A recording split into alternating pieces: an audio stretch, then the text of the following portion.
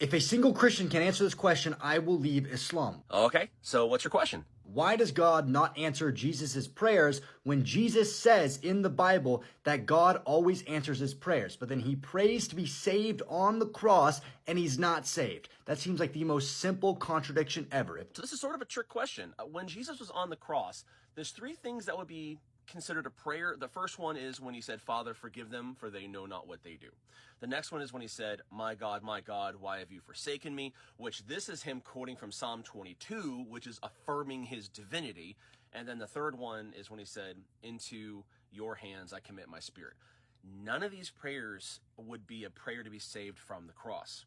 Now, what you might be referencing is when Jesus was in the Garden of Gethsemane before he was arrested, and he prayed to the Father. And he said, Father, if it be possible, let this cup pass from me.